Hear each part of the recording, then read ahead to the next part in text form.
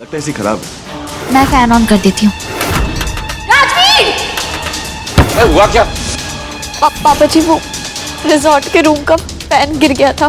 देख लिया ना, गुरु महाराज ने जो कहा था सच हो गया। क्या कहा गुरु महाराज ने? यही कि तू हमारे बेटे की कुंडली में सांप बांध के बैठी है। तुझे दवाई लेनी है ना?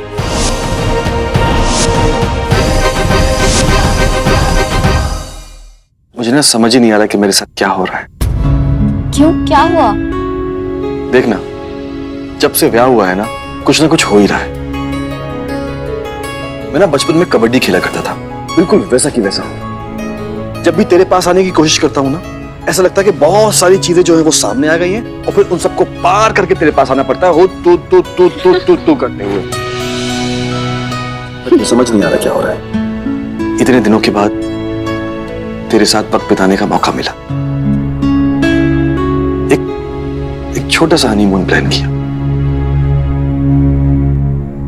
लेकिन वो भी खराब हो गया है। राजवीर, जाने देना। उल्टा हमें तो ये कहना चाहिए कि जान बची तो लाखों पाए, लौट के बुद्धू घर को आए।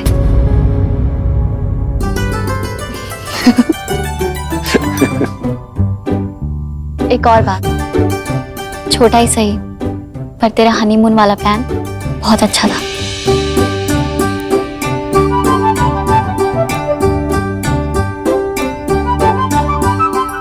सच? हाँ। अभी ना तू जल्दी से ठीक हो जा, हम फिर से चलेंगे। ठीक है। पक्का? लेकिन फिर से कोई गड़बड़ नहीं होनी चाहिए। अगर हो भी गई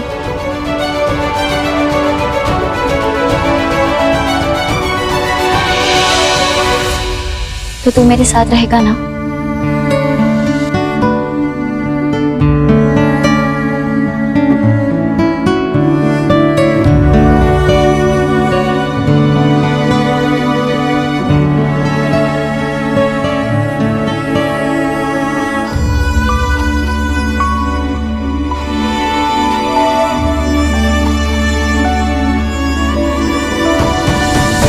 ये भी कोई पूछने वाली बात है?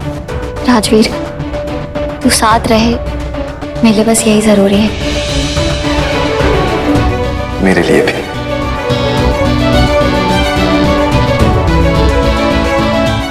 राजवीर, अगर तुझे इतनी भूख लगी है ना तो जा जाके कुछ खा ले। अमन, यहाँ बैठे बैठे गप्पे लड़ाने से अच्छा है कि राजवीर के लिए कुछ बना दे और इसे खिला दे। जा। जी। चलिए भाभी, अब खाना खा लेते हैं।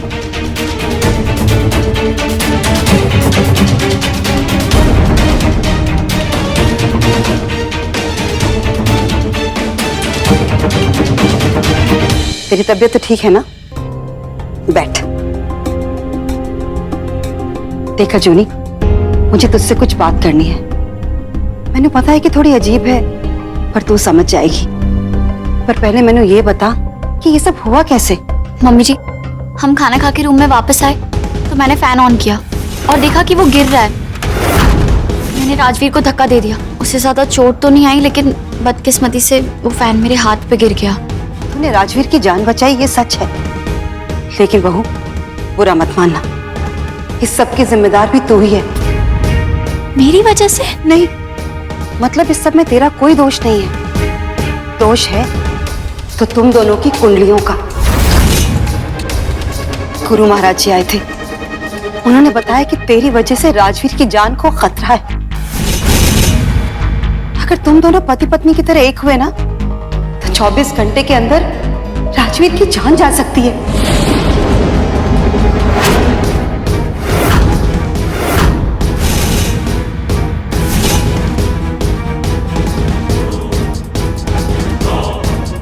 देखा जूनी, तू समझदार है इसीलिए तेनू बोल रही हूँ। राजवीर को बोला ना तो वो सुनेगा नहीं। सिर्फ मेरे लिए तो राजवीर को अपने पास मत आने देना। बोल, करेगी क्या ये? लेकिन मम्मी जी, ऐसा कैसे हो सकता है? हाँ जूनी, तुम दोनों वहां गए, वो पंखा राजवीर के सर पर भी गिर सकता था। तो खुद ही सोच, ऐसे छत पे लटका हुआ पंखा कैसे गिर सकता है? ये सब तेनू अजीब नहीं लगता है? मम्मी जी, जब हम यहाँ से जा रहे थे तब राजवीर पे गमला गिरने वाला था, पर वो बच गया और उसने ये बात आपसे छुपाने के लिए कही थी। लेकिन वो एक एक्सीडेंट था और अब तो हमारी शादी को इतने दिन हो गए हैं। अब अगर हम दोनों एक होते हैं तो उसकी जान को खतरा कैसे हो सकता है? गुरु महाराज की हुई भविष्यवाणी गलत नहीं हो सकती, और उसका असर तो हम सब देख ही रहे हैं। रजोनी, तुम दोनों का एक साथ होना और पति पत्नी की तरह साथ होना दोनों अलग बात है। मम्मी जी, एक दो संजोग हो जाने से हम किसी फैसले पे नहीं आ सकते। देख रजोनी, भगवान की परीक्षा लेने का शौक तुझे होगा, मैनू नहीं है। राजवीर अगर तेरा पति है ना, तो उससे पहले इस घर का बेटा भी है। रजोनी, मैं तेरे आगे हाथ जोड़ती हूँ, मेरे बेटे की जान खतरे में है। तू कुछ भी कर, कैसे भी कर, पर उसे अपने पास मत आने दे, वरना मैं तो क्या, अगर कुछ भी ऊंच नीच हो गया ना, तो तू खुद भी अपने आप को माफ नहीं कर सकेगी। बस मेरी तुझसे यही विनती है हजूनी, आगे तू सोच, तुझे क्या करना है, तेरा फैसला है।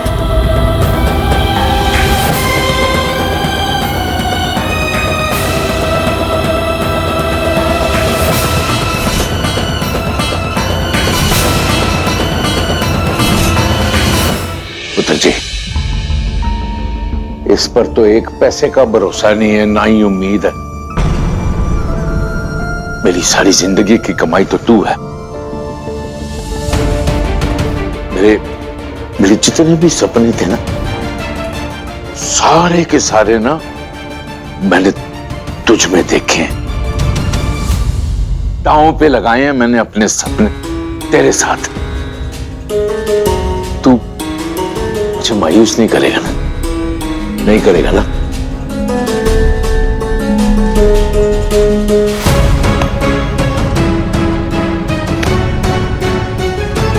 मुझे पूरा भरोसा है।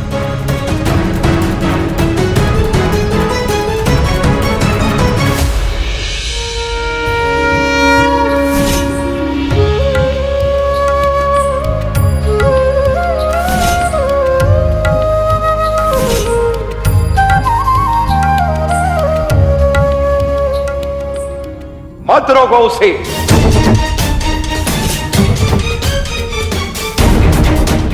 वो नहीं मानेगी।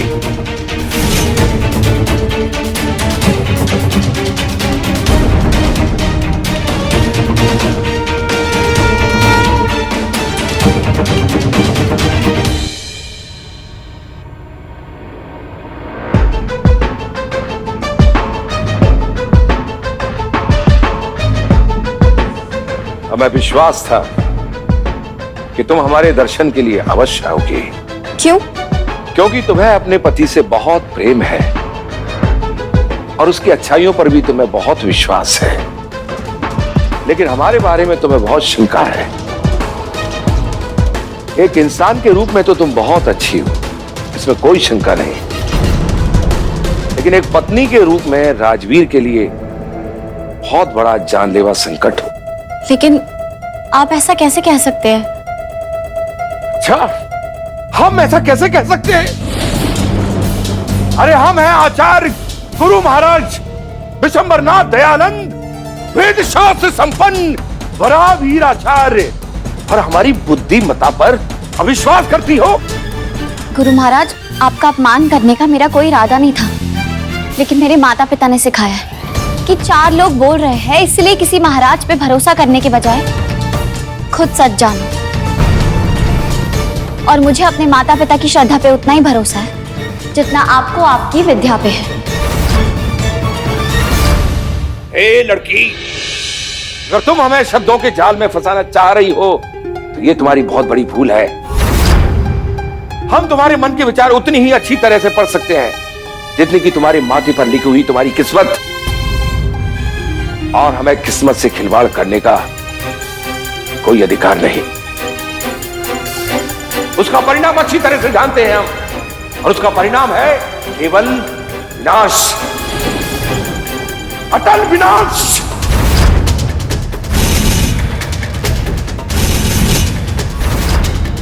अगर शादी से पहले तुम दोनों की कुंडलियां हमारे पास आई होती तो हमने ये शादी ही नहीं होने दी होती। तुम दोनों के गुण मिलते हैं, ये बात सत्य है, लेकिन तुम दोनों की कुंडलियां आपस में मेल नहीं खाती। दोनों एक दूसरे के विरुद्ध हैं।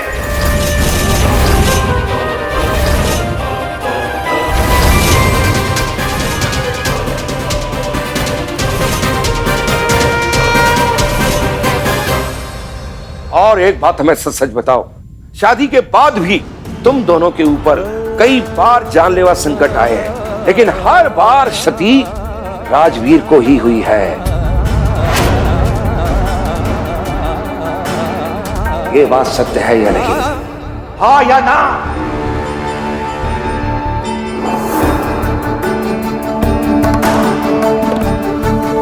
हमें साफ साफ दिखाई दे रहा है तुम दोनों का पास आना राजवीर की जान के लिए संकट हो सकता है, जानलेवा संकट।